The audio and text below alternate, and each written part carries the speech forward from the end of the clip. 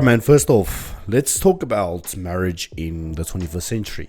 Now, Andrew Tate explains why men should never get married. Now, listen, it's debatable, right? Back in the day when there was still a thing like trust, when there was still a thing like loyalty, when it was in abundance, so to speak, marriage didn't sound too bad. But now, with social media, with degeneracy, with all of this craziness going on, one has to think very carefully about who you choose to spend the rest of your life with. Ladies and gentlemen, welcome to Goals and Growth. My name is Estian, and I help people become the best versions of themselves. So if you're looking to build the best life for not only yourself, but for your family, your loved ones, you won't make a mistake by subscribing to this channel and making sure that your notifications bell is turned on so that you don't miss any uploads. Ladies and gents, the GG merch store is officially up and running. So if you see something you like, go and cop it. I really appreciate the support there. Without further ado, man, let's hear what Andrew has to say about marriage.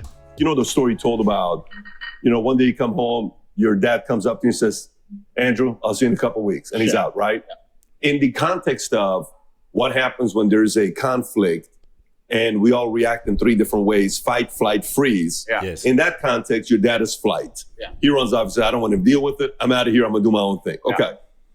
In America, a lot of that is happening right now, where it's a single parent household. Yeah. Kids are being raised without a mom and dad being there, and it's just one mom, mom trying to do both. And these boys, my mom couldn't tell me what to do once my parents got a divorce. Yeah. I'm a single mother raising me. I'm seeing my dad every other week. So it's not like he has direct influence to discipline me until I went into the military. Yeah. Mm-hmm. How much of that, like if you were to go back and think about, what if your dad didn't take the flight approach?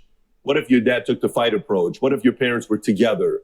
Would it have made a difference in you? And how do you view, the idea of fathers being there with mom and dad together, family nucleus? Because a lot of times, Let's explore the question before Andrew gives us his take, right? And I traditionally feel like, while I was growing up, my dad was the, so to speak, disciplinary figure, right? He was the one with the authority. He was the one that disciplined us, that got us on the right path, right? Mother did play a role, obviously, but it was, so to speak, more of a nurturing role. Comment down below, who influenced you the most in your life? Your mother, your father, or, if you didn't have any parents, if your parents maybe passed at a young age, your grandfather, your grandmother, if they were looking at you, who was the authoritarian figure?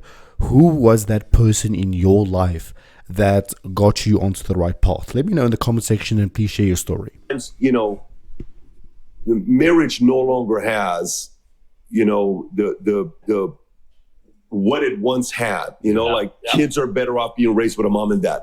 How do you process that yourself? Because you became successful not being in that environment. Correct. So do you see this as well? It depends. There's exceptions to the rule. How do you process it? I think it's a fantastic environment. And I think in an idealistic world, that's the way it would be. I think the reason it's not happening today is that I don't think many men actually benefit from marriages or relationships anymore. Correct. And people are always going to have to require some degree of incentive. I think that we've set up the world now in a way where men are seen as worker droids. They're expected to go work all day, come home, clean up as well, share the cleaning with the woman, not have no meal prepared for them, not have any authority over the household, and just be a worker droid and be a sad. And I don't think that many people understand that men are intrinsically wired to desire respect amongst our peers and in our environments. This is why CEOs work so hard, because they get respect in their company. This is why we all want so much money and fast cars and status and influence, because we're respected. Men desire respect like we desire oxygen. And if a man's coming home to a household where he doesn't feel any respect, he's not going to want to be there for very long. Absolutely correct. If you are any ambitious male in today's society, the thing you desire most, yes, success, money, all of those nice things, but ultimately it's respect, right? Because if people look at you, if you walk into a room, you're in shape, you drive a nice car, you're dressed nicely, you have clothes that fit you, it just commands respect. The way you speak also plays a huge role. Don't get that twisted. You can have all of those things that I mentioned. If you cannot speak in a proper way, if you cannot articulate yourself, if you do not speak with respect to others, irrespective of their social hierarchy, obviously you're going to be viewed as a douchebag and you're not going to garner respect. But if you treat people as equals and if you treat people with respect, you are going to get respected. And plus all of the above mentioned things that I mentioned before, obviously that's going to command respect, and that is what we, in my opinion, as men desire most. Absolutely correct. And I think the way you fix this is you need to understand that many men don't have an incentive to be in the house anymore. I think that it's actually would be quite easy for a woman. In fact, there's a couple women who even say this on YouTube. I can't remember their names, but it'd be quite easy for a woman to make a man really happy with super basic things. Just go up to your husband and say, hey, you know more about this. What do you think about this? That would make most men's world. And there's so many sexless marriages out there with men who work their ass off and they come home to a sexless marriage and kids who don't fucking even like them. If you were to just even ask him his question about some asinine bullshit, a lawnmower purchase, for example, he would feel so happy to feel like the man of the house. That's what men need. They need to feel like all this work I'm putting in, all this shit I'm going through, I'm respected for it. As soon as a man feels like he has no respect, that's the absolute end of a man's interest or a man's tolerance of a situation. I think that's the reason it's happening. I know a lot of men who completely love their wives. They love them with all their heart. They die for her. But he's just not respected in his house. He doesn't get to be the man of the house. Is it on him or is it on her? Like, does he need to go earn it or is it on her to provide it? It's a combination of both. I think it's certainly on him to earn it, but also the matrix programming is counter to him. The matrix programming is trying to tell him that he shouldn't be allowed to be the man of the house, that he shouldn't be allowed to have any kind of authority in any regard. I'm not taking away anything from the ladies that work hard as well.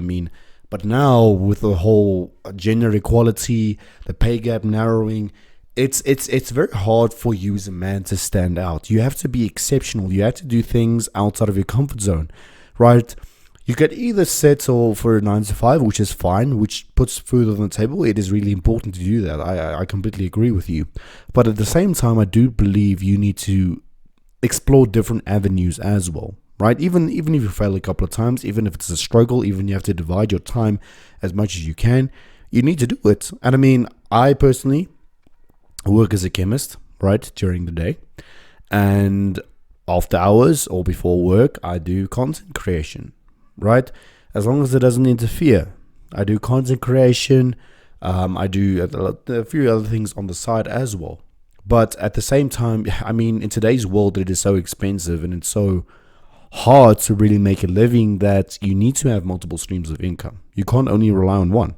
Unfortunately, that is how it is, ladies and gents. It's hard, but it's always possible, right? You can make the time. Shouldn't be allowed to be able to say what happens. The matrix programming is saying the absolute opposite all the time. And if that's getting into your woman and you don't have that much influence, and that's getting into all your children, you don't have that much influence. Now you're coming home to a household where everyone just thinks you're the dude who should just fucking work. You're just a worker droid. You're the slave. You're the robot. And your feelings don't matter and your authority doesn't matter, and get fucked. And this is very conscious. If you watch any Netflix show, the mother is the smart one and the man is the bumbling idiot. Turn on a show. I dare you, turn on a family show. The mother is the one, hey, calm down, I'm smart. And the man's the like, beer. Watch any of these shows. They're Family Guy, The Simpsons, Married with Children. Any of it, all of it. They're reducing the man to just a bumbling idiot. And it's very hard, I think, for a lot of men to accept being in a position of constant disrespect. I'll tell you this now. If I had to choose a long-lasting marriage with a woman who loved me or a woman who truly respected me, I might choose respect over love. Even though they're the same thing for a woman, because she loves you, she respects you by default. But if I had to choose, I'd choose respect. I've been through too much and worked too hard and go through too much in day-to-day life to come home to my house and be having battles over asinine bullshit. Yes, sir. I take care of you and I love you with all of my heart. I would die for you. If someone broke into this house, I would engage the invader and die. Please just cook dinner. Please. What do you want from me? What more can I do? Really, we as men are simple creatures, right? If you satisfy our desires, if you feed us, right? If you respect us, as he said, we're happy. We can't ask for anything more than that. We won't ask for anything more than that. And generally, I'd like to look as most men, as logical beings, right? We're simple beings. Give us food, give us attention, give us respect. That's it. That would make most men happy. I thank you here and there. I appreciate you here and there. You know what? That's enough. I'm sure gentlemen, you watching would agree with me. Ladies, what do you think? What do you think if you have a man in your life? What is it that he loves most about you? Share your experience. Let's give the ladies a chance as well. For you. Share your experience. And once they feel disrespected, this is another thing about the world that a lot of people don't understand. It's disrespect that will drive a man to the most heinous of crimes. Absolutely. It's disrespect that starts the school shooter bullshit. It's disrespect that makes men go to jail for life sentences. It's disrespect. When you truly disrespect a man in a public and permanent way, that's when they switch. That's why I'm so respectful in public. You don't know who the fuck you're talking to. He might be on his last fucking straw. And you just disrespected, hey, you're a fucking bitch anyway. You're skinny motherfucker. Fuck you. You don't know. That might be the last time he heard it. I've had enough. You don't know. Disrespect is dangerous, right? And in a household where you're constantly disrespecting a man, he's going to end up depressed and sad for even accepting it. Men just want to feel respected. Yeah. It's not that hard to do. If you truly, I say to anyone watching this, if you truly love your man, it would be so easy for you to just make him feel respected. It doesn't even take actions. You can do it with basic words. Ask his opinion on something, big him up once in a while. And because we're supposed to be supermen and we purport ourselves as supermen and we're stoic, but we talked earlier about how we still feel everything. Yes. So when you're a strong man, especially, they're like, he's fine. He's fine. He's fine. He's fine. Be nice to the dude. You'd be surprised how far you get. But this is why I think most men walk out of marriages, because they're like, you know what? I'm not. And as he said, right, to really solidify that point, a lot of us, we work irrespective of how we feel. We do what we need to do irrespective of how we feel. I mean, me personally, I'm not in the mood to make videos every single day. Not always in the mood, right? I'm not always, sometimes I don't have the energy, I don't have the willpower, I don't have any ideas, and I don't feel like it, but I do them anyway, because it's my obligation to take myself as far as possible,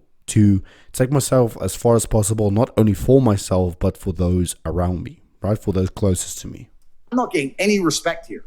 I get more respect from this dickhead stripper, 18-year-old hoe, for throwing money at her than I do giving money to my own wife. Where am I being respected? Well, at least she's smiling at me. She ain't smiled at me in years. If you enjoyed this video and you want to watch the entire podcast. Yeah, I mean, ultimately, guys, I think for most men, as I said, it's basic. Basic beings. Love, respect, that's it. Love, respect, food, that's it, right? Let's not make it complicated. Let's not over-exaggerate. But those three basic things, if you give it to any man, 90% of the time, he will be happy. And he won't stray. But, ladies and gents, thank you very much for supporting the video. I'd like to ask you to kindly share the video with friends and family. I'll also leave a comment and leave a like, as it really helps our channel get seen so much more. You guys don't even know, one comment could make the world's difference. Thank you for taking the time out of your day. My name is Estian, and I'll see you next time.